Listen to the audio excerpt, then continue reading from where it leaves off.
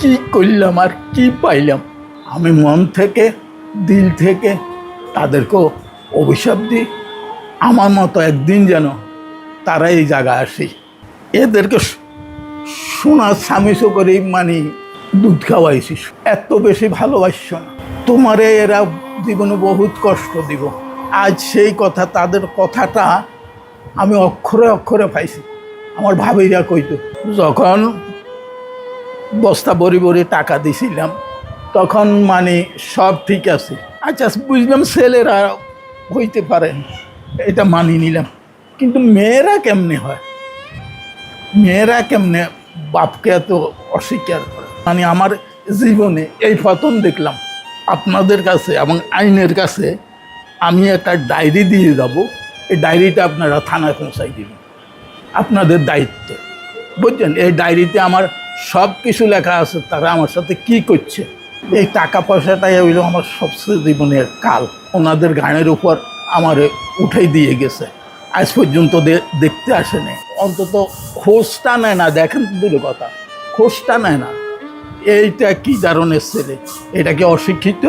অশিক্ষিত হইল এক কথা, আর আমার মেয়েকে অশিক্ষিত, যে মেয়েরে আমি পুতুলের মতো রাখছি, বুঝছেন।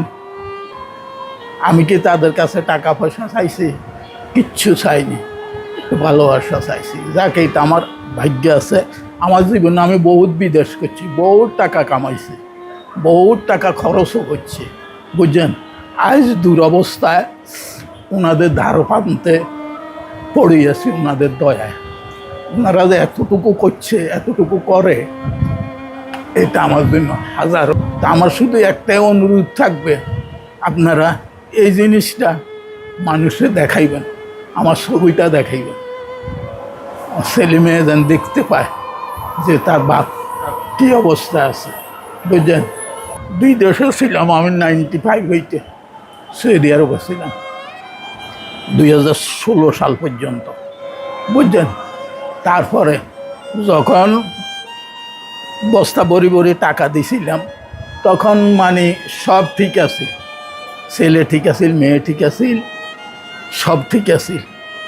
যখন মানে টাকার প্রশ্ন উঠছে, আমার একটা এফডিএস ছিল, এই যে আমার ছোটো ছেলেটা যে আমেরিকান এম্বাসিতে চাকরি করে, এ ছিল নমুনি। আমি তো সাদা দিলে আমার ছেলে আমার টাকা এই পাইবে না কে পাইবে, এরে করে দিছি। এ টাকাগুলো উঠেই নিয়ে যে গেছে, আজ পর্যন্ত সে আমার সাথে কোনো যোগাযোগ করে না, কোনো যোগাযোগ নাই, বুঝছেন।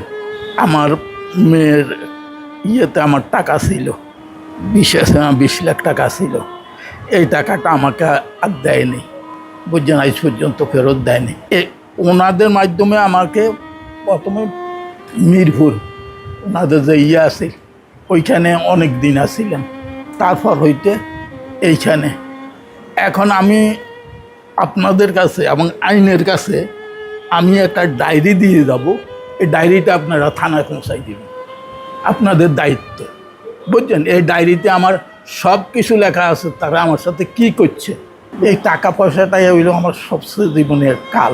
আমি মন থেকে দিল থেকে তাদেরকেও অভিশাপ দিই, আমার মতো একদিন যেন তারা এই জায়গায় আসে দাঁড়ায়, বুঝছেন।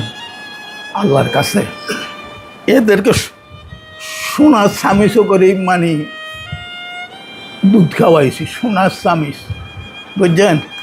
এত বেশি ভালোবাসছ না তোমারে, এরা জীবনে বহুত কষ্ট দিব।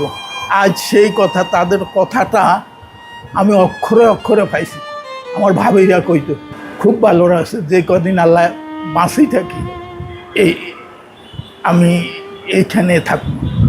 আমার ছেলে মেয়ে আত্মীয় স্বজন কাকেও যেন আমার লাশ শুইতে না দেয়, শোয়ার কারো কোনো অধিকার নেই, একমাত্র ইয়ানের মানুষেরই আছে আমার লাশ শোয়ার অধিকার।